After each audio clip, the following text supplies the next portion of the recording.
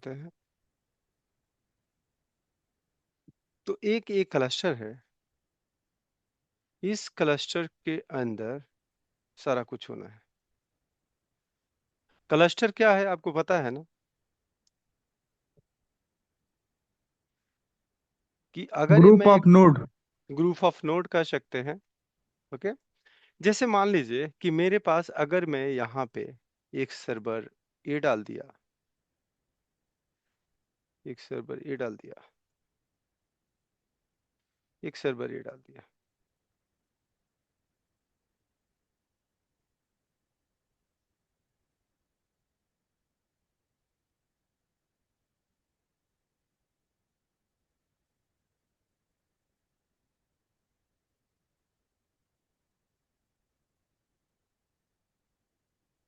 तो ये सर्वर है।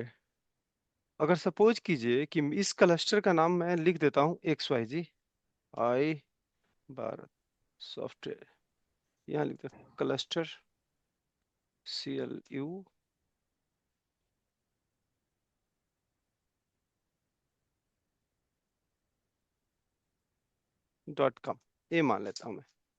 ये क्लस्टर है, मैंने डोमेन लिखा है, बट यहाँ पे आप कह सकते हैं मेनली होगा, जैसे कि आईपी एड्रेस होगा, हो सकता है 192.168.1 डॉट समथिंग 1 मान लेते हैं। ये आईपी एड्रेस है। यहाँ पे जो भी सर्वर है, ये सर्वर, इस सर्वर से कभी भी आपको क्या होगा कि इस सर्वर को मैं कनेक्ट करूंगा तो नीचे अंडरलाइन जो भी सर्वर है, अगर इसमें से तीनों सर्वर में एक भी सर्वर अप होगा तो ये आपका विंडो आपका प्रोसेस हो जाएगा बेसिकली।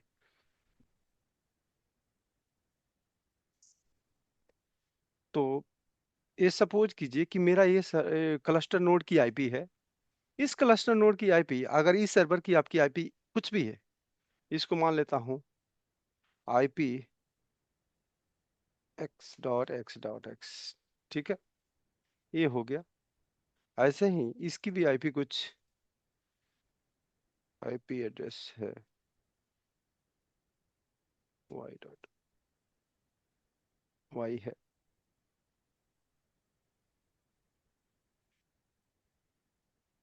और इसकी आईपी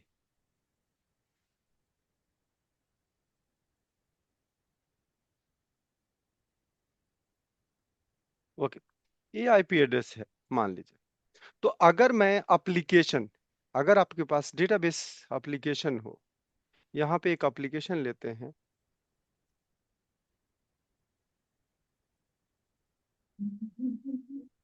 तो ये एप्लीकेशन अगर मैं यहाँ कहता हूँ ICIBank.com है, तो बेसिकली फायदा क्या है, ये आर्किटेक्चर अगर ICIBank.com है तो इसे क्या फायदा होने वाला, इस क्लस्टर आर्किटेक्चर में क्या क्या फायदा होने वाला है।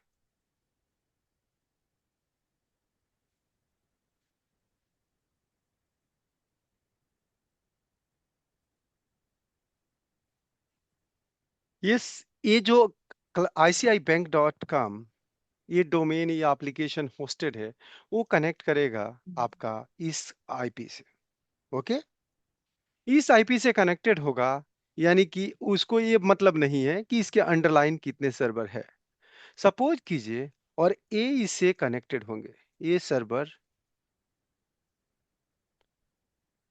ये जो कनेक्टेड है, इसकी आईपी जो कनेक्टेड है, इससे कनेक्टेड है, इससे कनेक्टेड है, और इससे कनेक्टेड।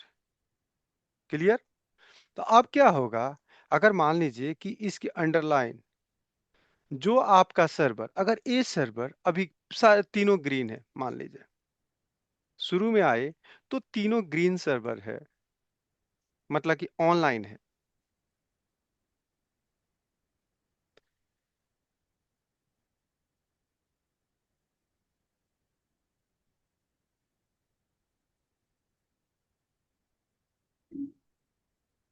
ओके, अब थोड़ी देर के बाद क्या होता है, अब सपोज कीजिए जहां पे ये सर्वर है, इसका यहाँ पे स्टोरेज का इशू आता है और ये सर्वर आपका डाउन हो जाता है, मान लेते हैं कि रेड हो जाता है, बेसिकली ये रेड हो गया।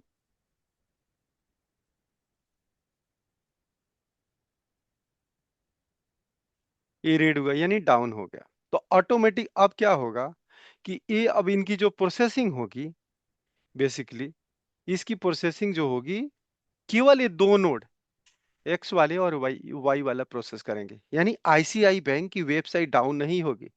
बेसिकली ये दो सर्वर इसके लोड को करेंगे, हैंडल करेंगे। अब सपोज कीजिए कि ये भी सर्वर आता है और ये भी सर्वर का इशू आता है कि ये भी डाउन हो गया, तभी भी कोई इशू नहीं है। बेसिकली इस आईपी से क्या होगा, ये जो भी आईपी एड्रेस इसके अंदर सेट होगा, ये इसे ज्वाइन है इस नोड में बेसिकली। और ए क्लस्टर नोड इनको अंडरलाइन आप कह सकते हैं कि लिसनर के थ्रू इसको आपका क्या हो रहा है, एक्सेस कर रहा है। तो अगर मान लीजिए कि ये भी डाउन होता है, तब आप कहेंगे कि आपका पूरी कंप्लीट आईसीआई बैंक का सर्वर डाउन है।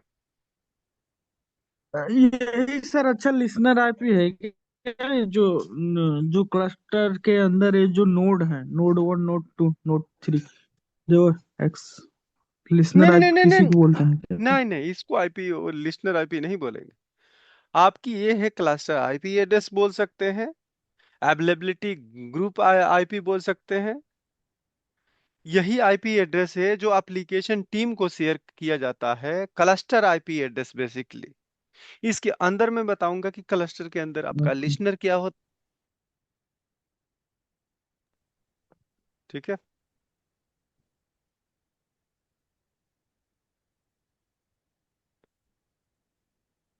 ये क्या आ गया।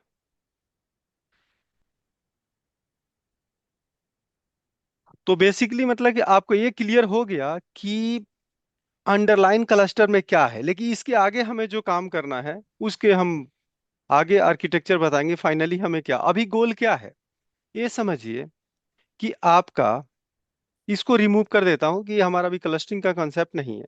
ये आपको समझना है, ये डोमेन डीसी है। ओके। ये आपका नोड 1 है और ये आपका है नोड 2। ठीक है।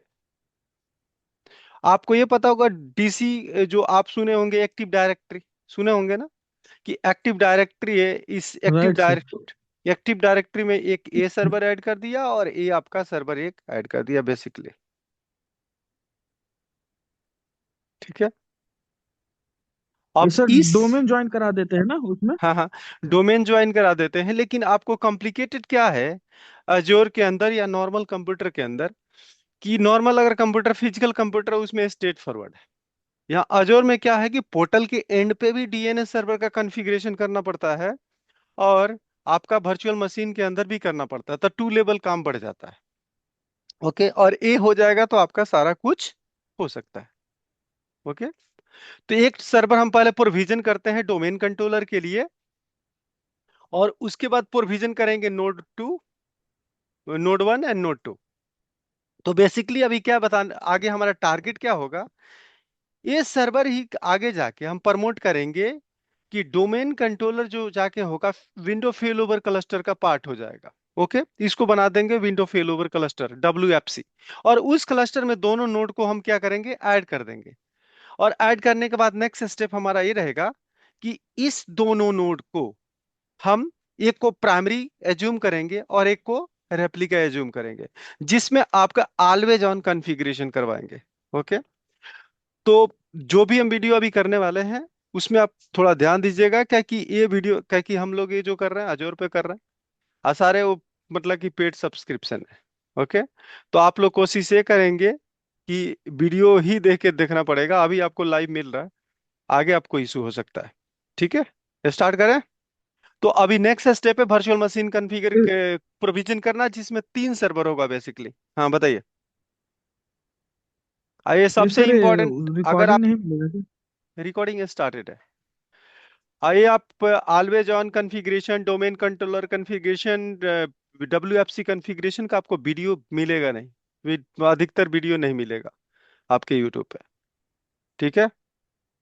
तो आप स्टार्ट करते हैं। गूगल ड्राइव पे तो मिल जाएगा नहीं नहीं नहीं, आपको तो, प्राइवेट? आप लोग को तो मिल ही जाएगा, लेकिन अभी यूट्यूब पे जाके सर्च करेंगे डोमेन कंट्रोलर कॉन्फ़िगरेशन, आपको नहीं मिलेगा स्टेप बाय स्टेप, और जो इशू होगा वो फिक्स भी नहीं मिलेगा।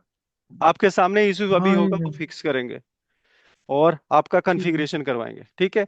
क्या कि आधा कॉन्फ़िगरेशन आपका 50% होता है आपका वर्चुअल मशीन के अंदर, यानी कि नोड के अंदर, और आधे कॉन्फ़िगरेशन अजोर पोर्टल पे होगा, तभी जाके आपका डोमेन कंट्रोलर ये प्रमोट होगा। ओके, तो इसको ठीक मैं है। अभी स्टॉप करता हूँ।